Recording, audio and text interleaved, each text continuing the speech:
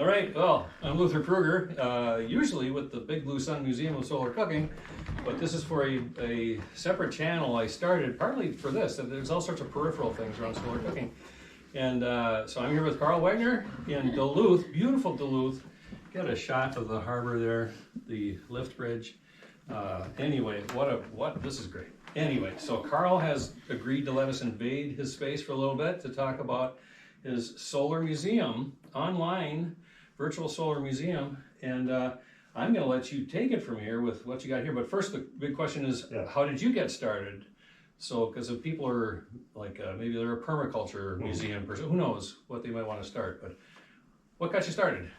So I never set out to make a museum in the first place. When I was a kid, I got really interested in solar energy and just wanted to learn how to make solar cells because they were so expensive. Yeah. I thought, how hard could it be as a 12-year-old? I could probably make a solar cell. So I did a little school paper on it and then realized, like, okay, there's a little bit to it, probably beyond my means at that time. But I always just kept up with solar and kept buying like solar cells on eBay because that was the cheapest place I could find them. But I didn't realize at that time that I was buying like solar cells from the early 1960s and like early satellite solar cells. So I ended up with this really rare kind of collection of solar cells over time because I just kept buying them throughout the years and wanted to learn more about it, but there was no resource for it. So thought, I guess I'll post online, maybe people will join in and start contributing to it, and I could learn more about what I have. And how long ago was that? Were the very first one you got like on eBay or whatever? So that's over 20 years ago now. So that's about when we both got. Yeah. Yeah. And then the transition from that to, well, like with me, all these cookers, I said, I got to share them. I can't just hoard them in my garage and on our yard. And when did you make the transition to say, well, let's get this online? Well, so the idea for the actual like museum part happened when I was at an exhibit in Boston, and it was the misadventures of a 21st century naturalist. And so it was like a designer that would take random items or like someone's desk and make it into kind of like an exhibit display, and kind of just pointed out like how weird dioramas are with like scenes of animals in it and so on. I was like, so like really anything could become an exhibit, and that's where the click. I was like, I should make something about solar because I didn't know of any other one. Yeah. So that was really the spark for it, and have a friend that's a web designer, and I enjoy photography, so it's like combine all the things together. And so the note on that. Exquisite photography. Those are fantastic online. Oh, thank you. And the one that comes up when you first load it, that looks like it's like an alien amulet that should be hung, in some that has power, and it's, you could hook it up to your heart or something. I mean, it's just, anyway, beautiful work. Yeah, that particular cell actually was just donated to us just a few weeks ago. Wow, that quick. You got it up that quick. Oh yeah. Well, I would have, because that thing's yeah. Quick question too is, when you get a new item, something that, this is something no one else has seen before, first time you've seen it, do you like wire it up and see what it'll do? Do you test it? What do you do with it? For some of them I do, but not all. I do have a full IV curve tracer, so it's a system that actually will shine the perfect amount of light onto a solar cell, measure all the characteristics of it. And it's a machine that originally cost $50,000 that I got surplus. Okay. Yes. Yeah. Yeah.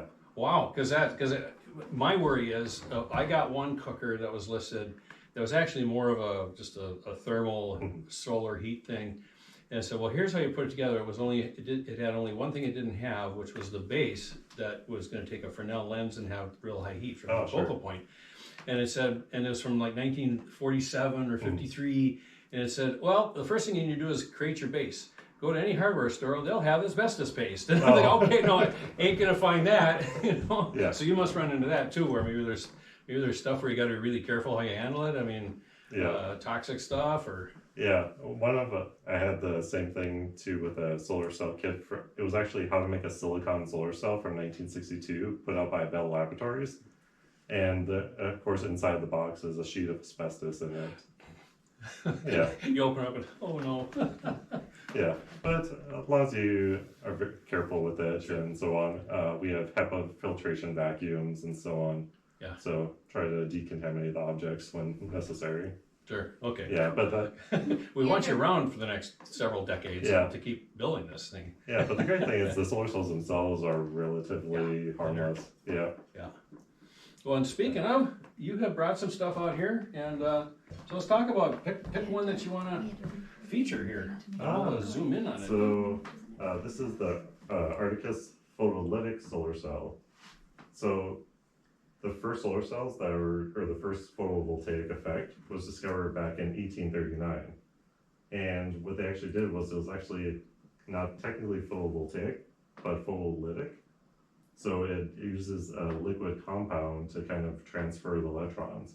So these kind of work like a battery, except that they didn't turn on until sunlight hit them. So this is like off that design from 1839. And it got produced then, not until the 1930s roughly. I gotta repeat that. 1839. Yep. So that's when the effect was discovered. Sure. And it took almost 100 years for the first cell to come to market using that same principle to actually be for sale. And this is an example of it. It's still with the liquid in it, which is pretty rare. Yeah. And Bill Burkett donated the solar cell to us, who is also has the largest collection of solar radios. And he said when he tested it in Arizona, it still was producing voltage. So it's nearly 100 years old, Sure, and sure. it's still making power and can still produce voltage, which is pretty neat. That reminds me of, I visited a woman in Brownsville, Texas, which is way closer to the equator, way more sun. And she did this thing where she got a big glass jug, filled it with water, capped it off, and inside she put a bunch of leaves. And then it was just to pasteurize it, but also give it a little bit of flavor of the leaves or something. Sure. And she said after an hour or two, you'll see bubbles coming off of the leaves. Oh. And it occurred to me, you pick a leaf, it's not dead, it's still going to have the photosynthesis with the chlorophyll and everything. Oh, sure. So you got to figure, and they have a limited lifespan, of course. I mean, you can see it all around us today, but you're talking things that were meant to be sealed up and contain the stuff that they need. Yeah. So, but 1830s design-ish or concepts. Yep. In reality, in 1930, and now almost 100 years later, look at what we got here, right? And these are like sales samples. Your door-to-door salesman, I could get you some panels. Yeah, so that was like one of the very first devices that can make electricity from sunlight. Sure. And they're usually used for like type of sensor applications. So people would have like automation for factory lines and like count like how many objects are going by, or say door sensors and so on. Sure. So that was kind of the first big thing for solar. Yeah. Can I pick it up? Oh, sure. Trust me, though. Be really careful. I mean, it's like, look at the space age design. This is like a space capsule. Is that for like? Did they figure it needed to have some wind resistance? Is it gonna be on a post somewhere? Or?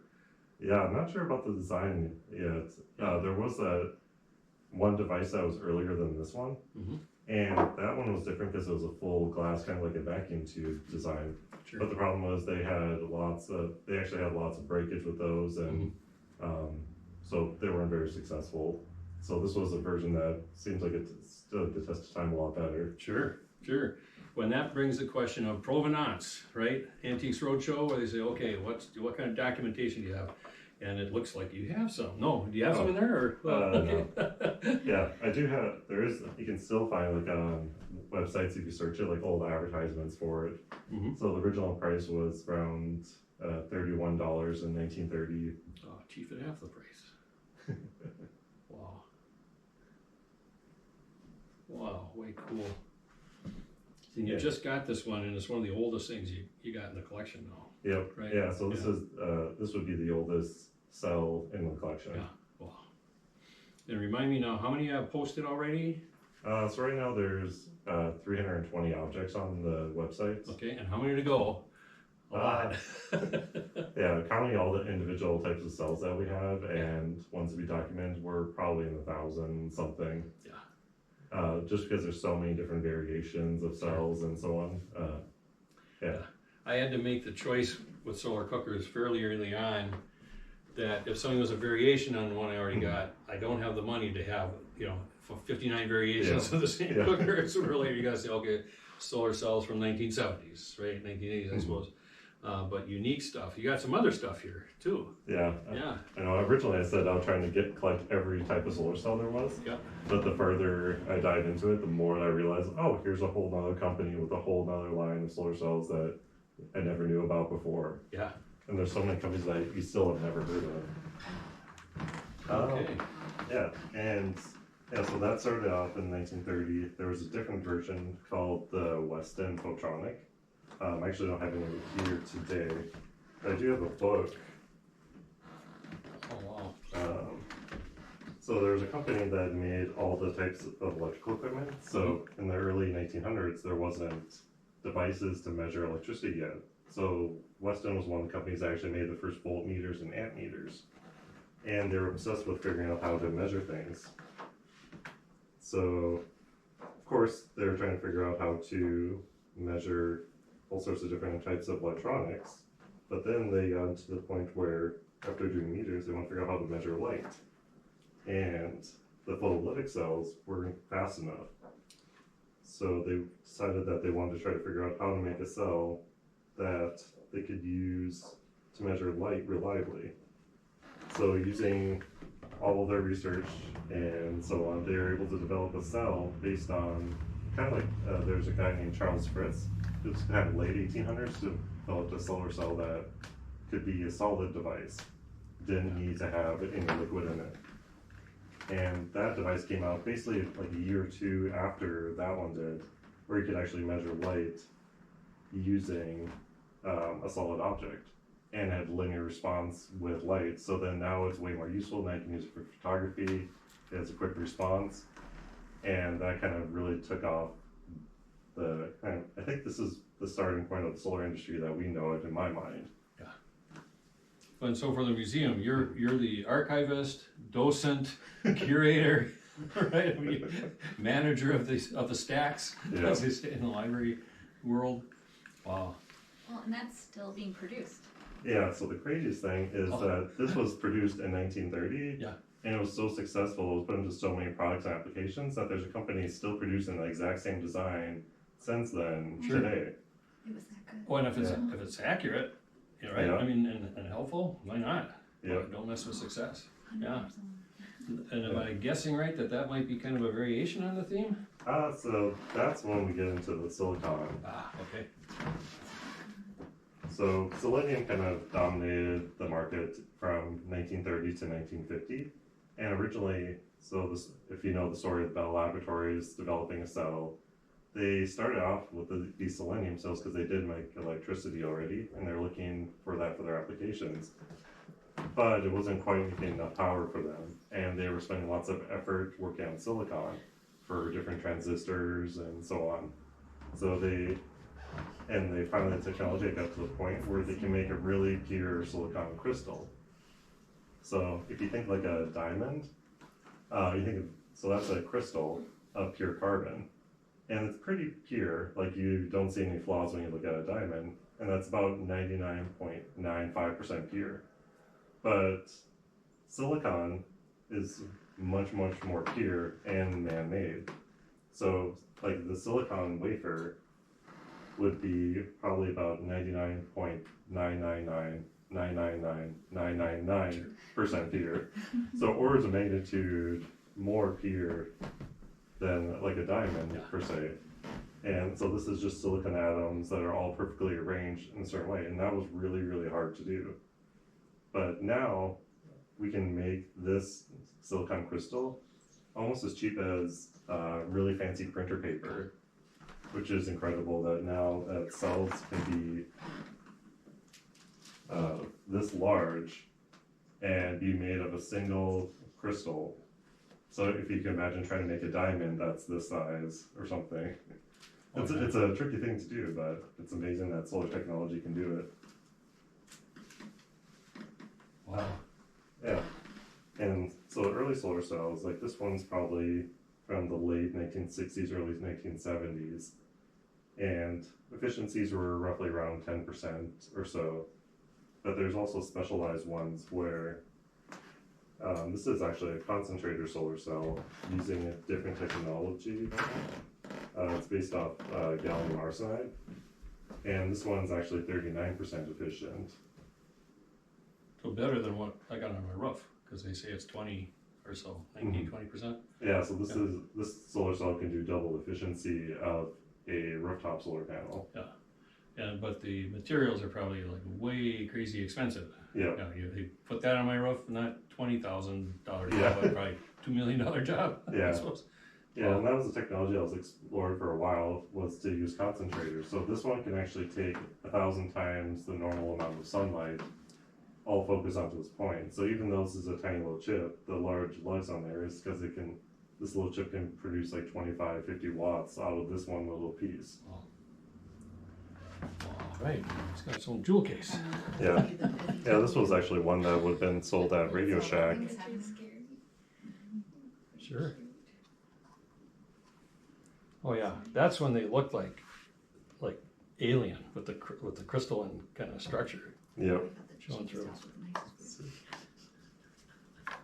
Yeah, if you get from the light a little bit. Yeah. I don't know if that. Oh yeah, that's it's stunning. Yeah, so each of those little sections is actually what it's called a crystal boundary. So this is a multi-crystalline cell. So instead of having one single crystal for the silicon wafer, this one has lots of different sets of crystals in it. Sure. Yeah. What's the pros and cons of this versus the single crystal? So I guess we can go back over here. Yeah. So this technology. Yeah. So this technology was a lot cheaper to produce. So that instead of having to do a single crystal, they could actually just throw all the silicon in a giant vat and basically heat it up and then let it cool slowly. And it would form this multi-crystalline structure. And it's kind of like if you think of how you make like an ice cube tray. If you actually cool it in a certain way, that's how you can get crystal clear ice.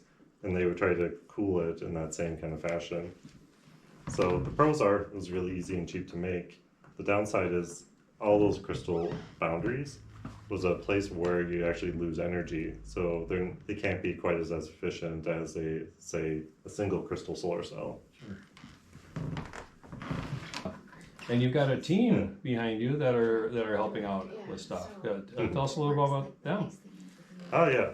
Yeah. So you can hear in the background. Yes. Okay. Yeah. So Danielle's a part of the team also. Yep. Yep. Back there. Yep. You're a part of the team. Behind every great man. I guess so. By default. Yeah. So Danielle was a senior UX designer, so she knows layouts, design, artistic stuff, how to communicate, and so on. I don't know about all that. Yeah. So she's been instrumental at figuring out all the bookkeeping, paperwork, and so on. Sure. I am doing that. Yep. Getting the project together. And then we also have Peter Sahlberg, who we met down at the. Yeah, he Visiting came down heroes. too. Yeah. So he's the one that did all the website design and so on, does a lot of the back end stuff, making sure everything works Sure. for the day to day. Yep. And then we have contributors from all around the world that either send us stuff, send us information, and help kind of keep the museum alive and keep growing it also. Any parting thoughts about the future? How these other 1,000 or so or whatever's left? Do you have a game plan for getting them all on? Just trudge through them all, or you're seeking volunteers to help out, or how's that working? Oh yeah. So we just formed a nonprofit this year. So we're for profit for a while just to make the paperwork easier. Sure. Finally moved to nonprofit. So now we're able to kind of start that expansion and start growing, and also looking for more help and so on. Yeah. Okay. Yeah. And they'll be able to contact you on the website and learn more about. And I mean, people that have anything should get a hold of you. Oh yes. If they can't find, like, because Sean said he didn't see it on your on the posted. Oh yeah. And I told him, I said it might be part of the 700, but don't count on that. Yeah. Don't count on that.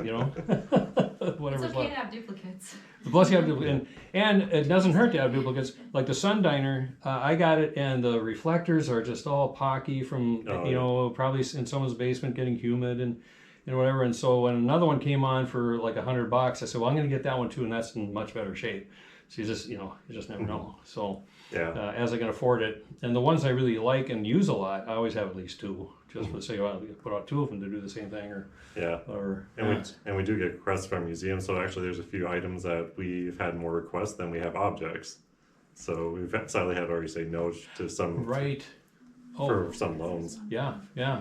Well, and you got to figure that, like the degree program you're in, I had heard that University of Arizona had something like that at one time. Oh, they still do. Yeah, they still do? Yep. Oh, okay, great. Because that's the kind of thing where you'd think that at least one 4-credit class could be the history of, and oh, gee, we got the historian right here. So yeah, we actually had some people up from ASU. They came to our local brewery to show how to make a solar cell using raspberry juice. Oh man. Yeah, it's based on technology called dye-sensitized solar cells or organic photovoltaics. Oh. So it's actually a carbon-based dye. Sure. Yeah, so these are flexible solar cells. They are semi-transparent also. Sure. And that's all the rage right now. Being able to flex them. Oh, to fit things like the Aptera. Have you seen the Aptera? Yeah, so the Aptera is actually using, it's actually one from SunPower. Mm-hmm. Or, well, actually it's Maxion, but yeah, so this is what the Aptera would be using. Okay. So it's a back contact cell, so instead of having contacts on the front of the solar cell, all the contacts are on the rear of the cell. And since it's also has a thin layer of copper on it, it makes it slightly flexible, so you can bend them a little bit without breaking. But these are also that monocrystalline, so these get the highest efficiencies, no contacts in the front, slightly flexible. So that's where this particular company really excelled at. So this is like the best of all worlds in a solar cell. Well, in fact, and I was telling Joe, if I was going to get an electric vehicle, the Solterra is the only one that appeals to me because they built it as a solar and electric car. They didn't just take a car and fit panels and electric in it, where it's 5 times more heavy than it needs to be. So they've reduced the weight. If I remember right, correct me if I'm wrong, but that one too, a big hail can smack that, and it'll knock 0.01% off its efficiency because it's like a web of connections that generate, right? Yeah. Yeah. So it might not be quite that good, but it's definitely a lot better than other cells because other ones once you get to that large point, they do become very brittle. Oh. As you can see. I thought that was one piece, but now that you pull it apart, yeah. Yeah. So this is a 210 millimeter cell. So you can just see how large the solar cells are getting from back in the day. Sure. No, but does the rest of that still generate? It's just missing that, what would be like 20% or something from that notch. Let's say it doesn't, of course, because it's gone. Yeah. But but the rest is still able to generate and connect, or? Yeah, so this still is fully functional. So it put out the same amount of voltage, but less current. But the problem is, solar panels, whatever one produces the least amount of current for solar cells, it'll match the rest of them. So if one cell breaks and it's in the series with a bunch of them, it'll produce only as much as this one does. So that's a downside if you have a broken cell. Microinverter? Sure. Microinverters would help between panels. So if you have one broken panel, that's not going to affect all your other solar panels. It'll just lower the output of that one. And that's the most common for residential now too. Sure. Yeah, ours are the microinverters. Yeah. So, well, thanks a million. That's Yeah. fantastic. Yeah. Solarmuseum.org. Yep. Great. Correct. Bookmark it. Everyone that sees this.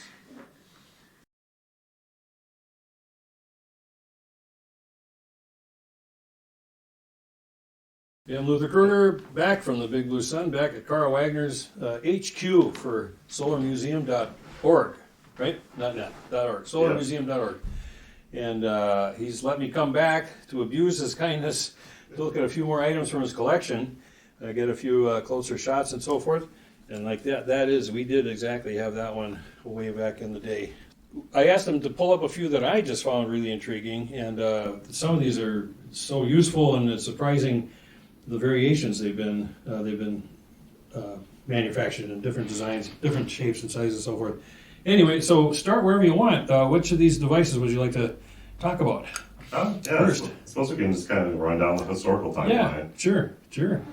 So the earliest cells, I think, were probably around the 1930s, and those would have been based on selenium. Oh yeah. So this is like a Schottky barrier cell, and this would have been used for like light meters and other applications. Wow. And one of the first products that they made with it was the Weston 603 light meter. So all it is really is two photovoltaic cells inside a housing, and essentially when light shone on the sensors, it would create electrical current and then move the meter. So then you're able to then measure light, and this was a new application at the time. Otherwise, you would have to have power applied to like say a photo tube, or say a selenium cell that wasn't photovoltaic, and that would create that different electrical deflection. All right. Yeah. So it was great to now you didn't need batteries, and it was a lot more accurate also, because now you're directly measuring the light that's falling on the cells. But Sure. Even from, I think this one, they started producing them in around 1931, but this one's probably likely from the 1940s-ish, but it's still operational and still working on the meter there. But they haven't really changed as far as design. It's just they've shrunk them, right? More digital readout kind of stuff. Yeah, so the same cell that they use in this larger model, where they had two cells in it just because they wanted a little more power for the meter, they used the same type of cell in a later model from around 1935, and it was a pocket light meter, so then photographers would use that too. So then they could go out, because your eye is really deceiving at seeing brightness, because we can see a candle light and we can go outside, and that might be 100 or 1,000 times brighter outside than inside. But even though we can still see just fine, so our eyes are really bad at actually telling us what light levels are. Sure, because it's adjusting to what it is, and so yeah. Yeah, we have adjustable irises that are automatically taking care of that for us. Yeah, own little physical camera in the body.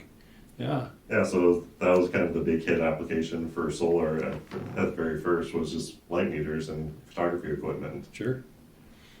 And really, this design kind of kept around for the next 20-ish years.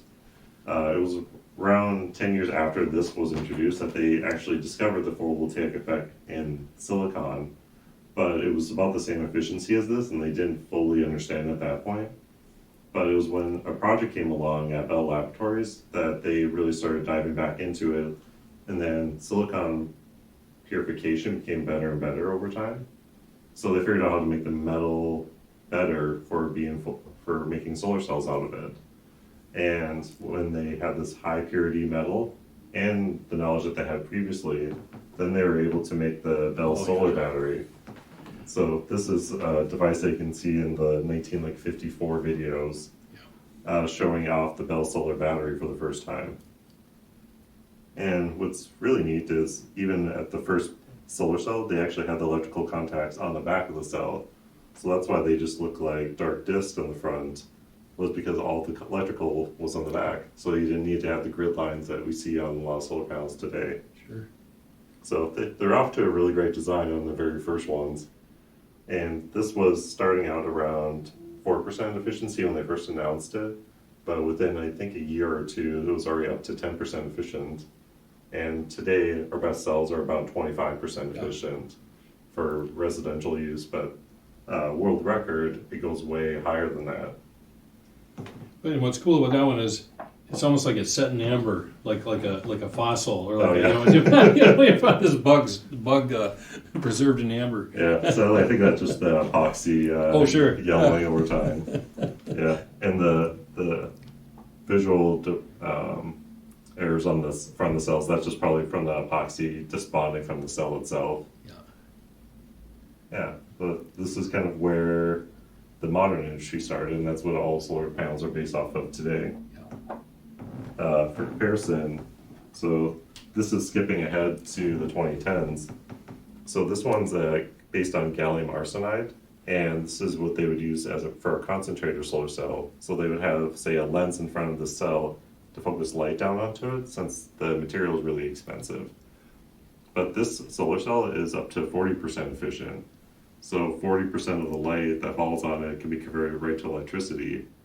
And that's where technology can get really exciting. Is now you have 40% efficient. There's a lot of power that you can harness from that. And that the center square, that's the sensor. That's the thing that actually collects the power, generates the power. Yep. That's the business end. Yeah. Yeah, the rest of it is just the electrical contacts, and it also has a built-in diode for making sure power goes the right direction and so on. Sure. It's like the thumbnail memory chips now, where I would swear I put one in and it didn't quite catch, and the spring shot it halfway across the room. I really start worrying about when they start to get small like that. Yeah. But without being expensive, they probably have it in a big case or something. And you say, do they have like a magnifying glass or something to? Yeah, so they'll use a Fresnel lens above it. Oh, sure. Yeah, so that's a common application. They may use also like prisms or some other stuff, but usually cheaper is better for whatever to focus light onto it. Yep. Yeah. And there's other variations too, like they've made ones into like strips. Mm-hmm. But this technology too is getting a little bit cheaper as time goes on, and they're figuring out how to put it onto thin films also. It's often used for satellites, and Oh, sure.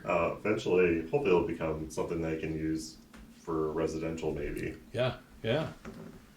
Okay. And then, yeah, so, but jumping back to the 1950s, so with this technology, so one of the first products that came out was this would be 3 years after the announcement of the technology.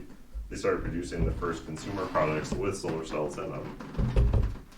So this is the Hoffman P411 radio, and it was actually adapted from a Sony radio, but it has the solar panel up on the top section of it, built in right into the handle.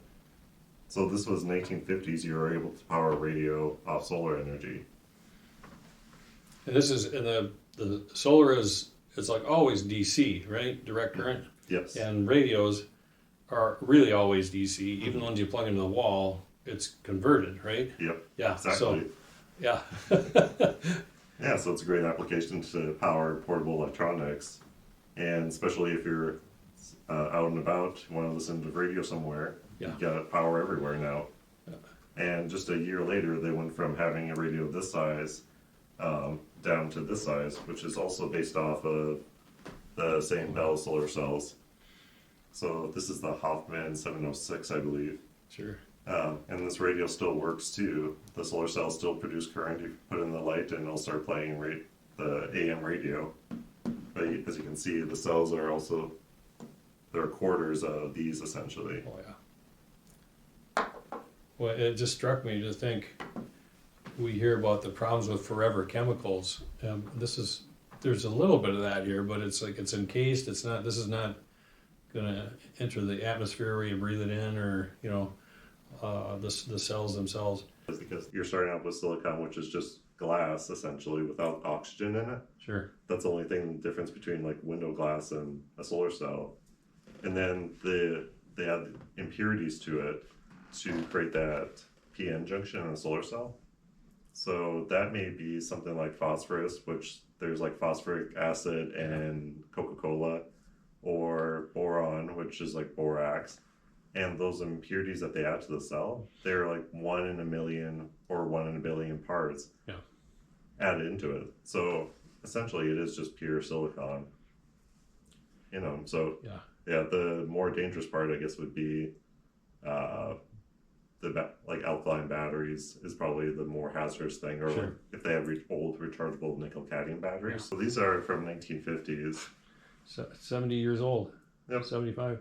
Yeah, and the technology is still working, so solar cells are still operating this long after. So people are worried about lifespan of it, and we have a cell from the the later 1950s and still operating. Yeah. So lifespan really isn't the concern, because the technology theoretically can run forever. Yeah. Well, I think I mentioned in the last visit we got 6 kilowatts on our roof, 6.1, and a 25-year warranty. And so what happens after 25 years? Do they just self-destruct? Well, no, they won't be as efficient. Well, how much less efficient? Well, they'll only be about like 80% of what they were when they were installed 25 years before. So it'll be 5.1% or 5.1 kilowatts. Big deal, right? And I'm thinking, I'm waiting for the the LED equivalent of a refrigerator, where it's so much more efficient. I mean, you can get efficient DC ones, like we were talking about, for use about for vans and sailboats and all that. But there's got to be something like that eventually that comes down the pipe. So, yeah. Yes. Yeah, speaking to the degradation of solar panels, so like you're saying, they'll be about 80% efficient. Yeah. There's solar panels, there's ones that have different levels of degradation. So some technologies are not as great as other ones. Right. And there's some that will be like 93% efficient still after 25 years. Sure. Like there's ones from like Panasonic using heterojunction technology. So there's variations in that. So even it may be even better than that too. Yeah. Yeah, and of course, somebody say it was whatever the 6 kilowatts, going down to 80% of the kilowatts it generated, which was 20 something percent. But anyway, yeah, hard to keep track of the numbers. Yeah, that's worst case scenario. Yeah. Okay. Yeah, but it's amazing too. Technology is also getting better all around for all electronic appliances, like lighting. Say 25 years ago, you'd probably likely still be using an incandescent bulb. So a 40-watt bulb was using 40 watts. But now you can get a 40-watt LED bulb that uses 2.8 watts. Yep. And you get the same amount of light from it. So you need less of it in the first place too. And you can unscrew it when it's still lit, and you can without getting burnt. We just found a bulb that I thought was burnt out. Then I found out it was incandescent. But I just forgot we still had one incandescent left. It just hadn't been screwed in all the way. And then when I tried to unscrew it a little later to put it in a different fixture, it was too hot to handle. Oh yeah. But the LED is no problem there. Okay. Next up, anything. Here we go. Yeah. I suppose we'll just keep going chronologically. Yeah. So in the 1970s we started having. This was the first terrestrial solar panels were being made. So the cells inside here were made by SolarX, and they actually made tiny little strips of silicon that made a little array in there to power watches. So they finally were starting to figure out the microprocessor at this time, and were able to then power that with using solar cells. Sure. And part of their thought too was, if a watch can't power itself, why would you want to have to like switch out batteries in it? Right. So have a watch that you don't need to ever switch out batteries, which is kind of the idea. And it was said to be the 100-year watch, essentially. And when was that made? So this would be in the mid-1970s. Okay. Forgetting into when I was in junior high. would have maybe seen this in Popular Science or at those days. Yeah, and that was around the same time too that solar cells started ending up in calculators too. So you went from having to large desktop electronic calculators now down to ones that can fit in your pocket and are also powered off of room light. Sure. Wow. Okay. Yeah, and then going back to more audio focused. So in 1987, Sony came out with the Sony Solar Walkman. So it was a cassette player and FM radio that was solar powered all in one device. It's the only secure medium these days. Everything else you can get people can steal your stuff out of the cloud. Wow. Yeah, it was amazing how much technology they were able to put into the device too. Yeah, there. So you just pop into your cassette in there and has the built-in rechargeable battery and all that.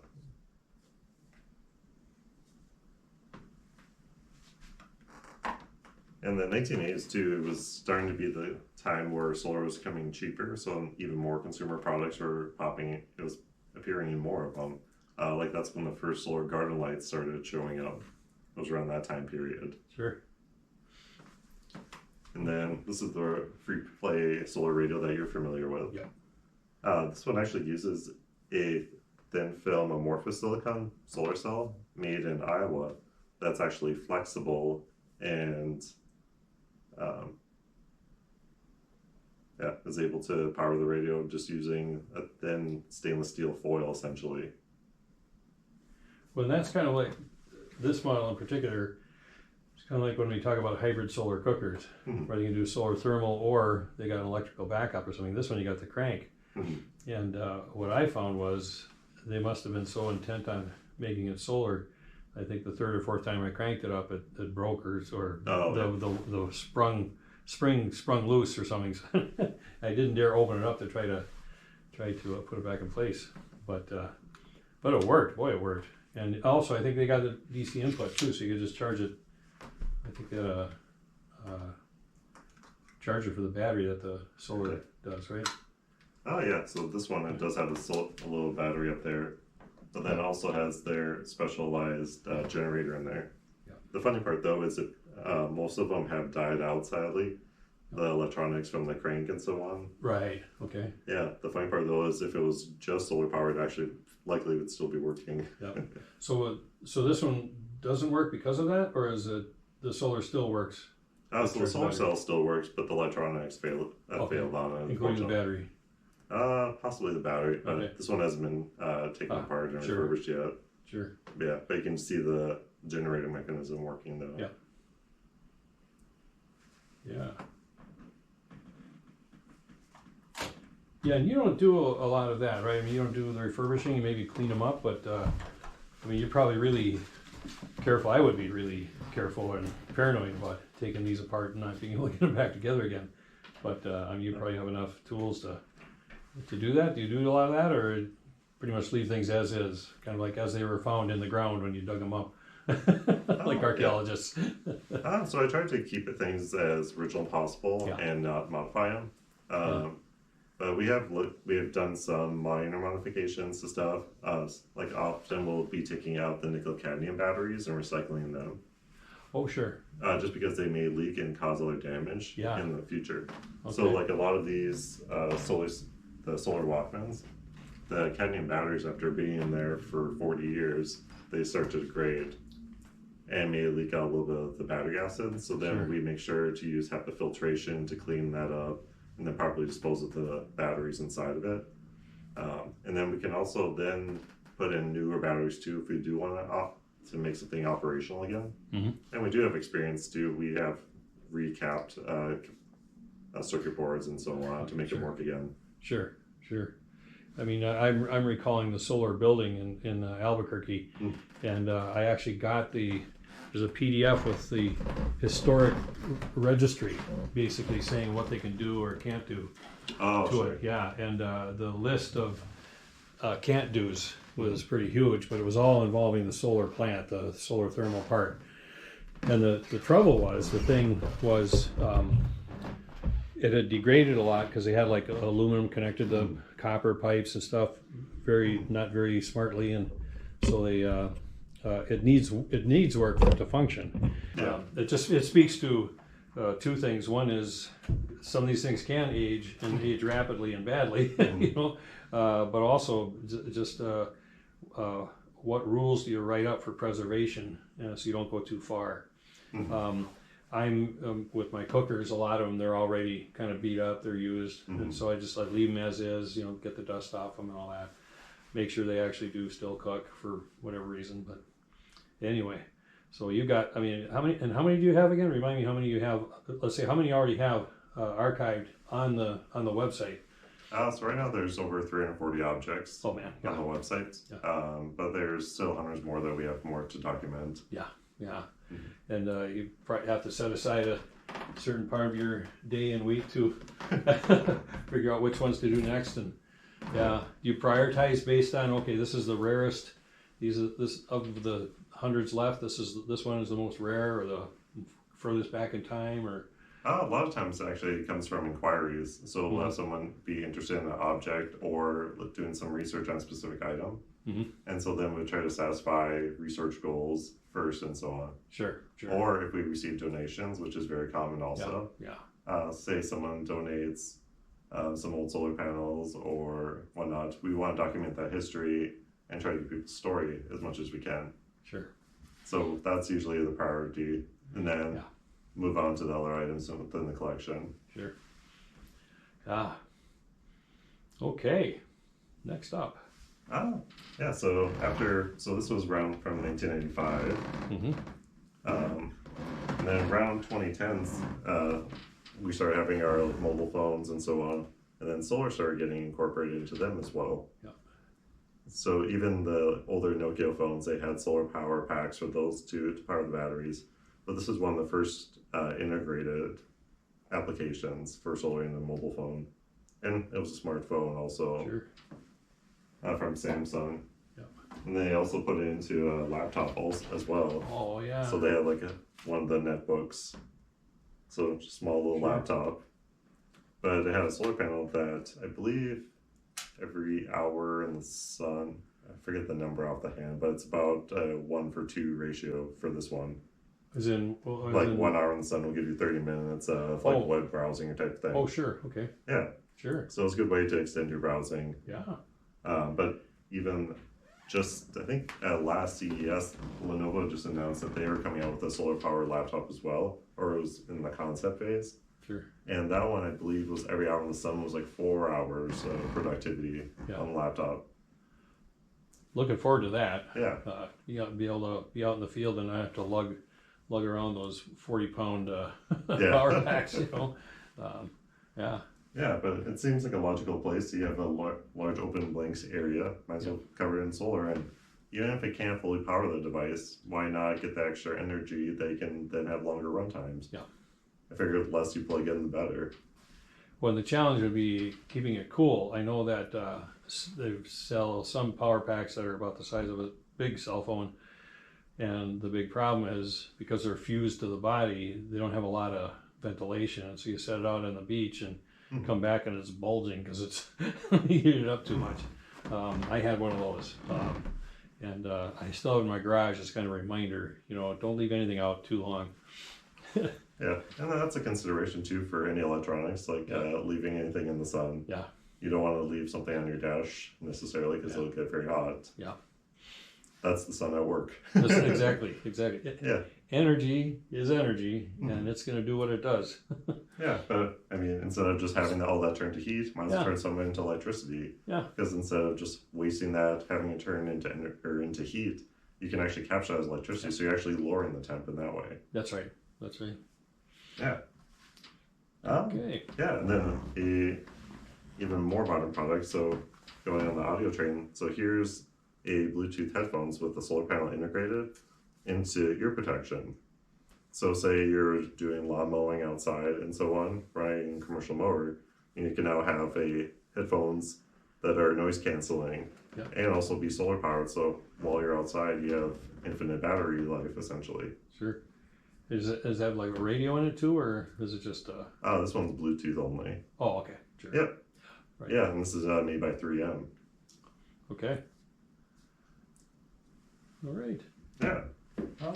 Oh, and one more object that you wanted to talk about. Yeah. Let's see. Slide this to the front. Yeah, we have the cylinder solar panel. Oh yeah. So Cylindra was CIGS solar cell technology, where they actually wrapped it around in a tube so that sunlight could be captured from all directions. So say you have this on a commercial building with a white rooftop.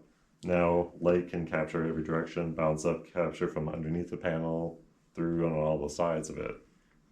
And this also was really great for areas with snow because snow could fall right through the panel and you wouldn't have to worry about that for snow loads and weight considerations. Sure. So that's not technically the what do they call them, the dual face, or where both sides can do it, or is it? Yeah, it's not technically bifacial, Right. but it is bifacial. It's not like it's not the same as the term that they use now, but Right. it is in effect bifacial just because it can absorb light from Sure. both sides, but also, I guess, all sides. Yeah. That's a way to maximize the amount of energy you get with a very little space, compact space. Yeah. Yeah, and a very lightweight structure too was the other huge bonus of it. Yeah. Because traditional solar panels have, usually, since they're solid glass piece, they have a lot of considerations for wind.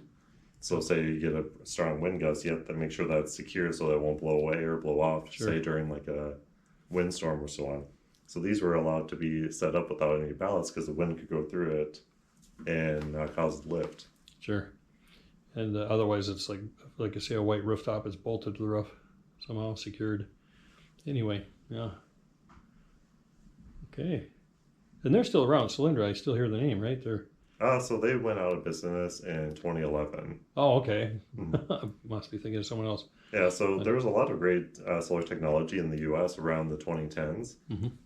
but production in China, they were able to figure out how to get the price of silicon really low. So we had lots of thin film technologies, which this is, Right.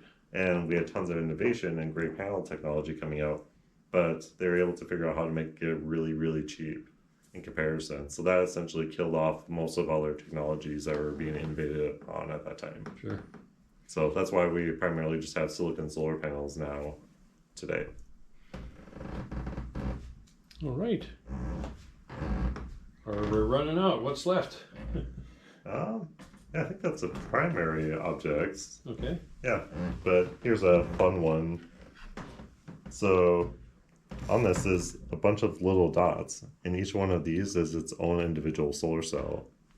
So they actually form this by dropping little beads of molten silicon down a mine shaft as it's falling to create microgravity, to create perfect little spheres of silicon. Sure. That then they set up the PN junction and then basically drop them into a metal foil that then collect the current and generate electricity. And this was kind of trying to take from the same idea of trying to get electricity from all sides. So you can get it from, there's more surface area on a sphere. Right. So you can try to capture a little more energy from that. And technology was designed when silicon was really expensive.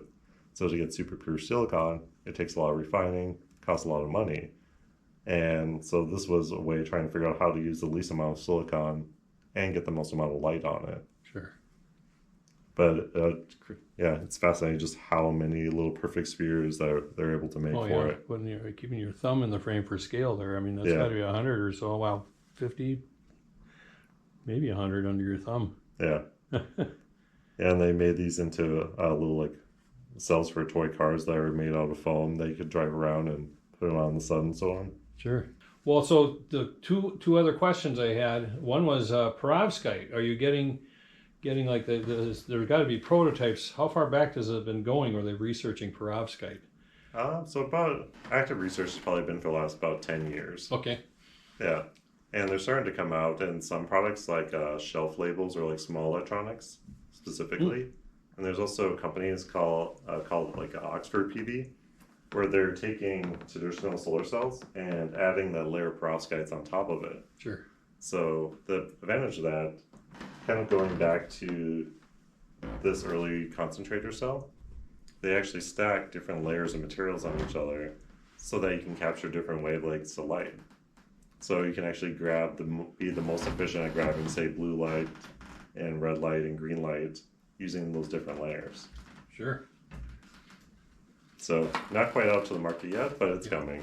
And are you starting to collect like early versions of that or recent ones? We still actually don't even have any in our collection yet. Oh, really? Okay. Yeah, a lot of the research actually is taking place in Europe, so it actually hasn't made it over here. Okay. I mean, I heard about it at the ACES conference in 2022 on the bus ride to the Sandia Labs spot. Yeah, which was outrageous. So perovskite, covered perovskite, and you'll be working on trying to get people to donate stuff, right, from Europe. Perovskite. Yeah. cells. Yeah, it'd be great to add some to the collection. Yeah.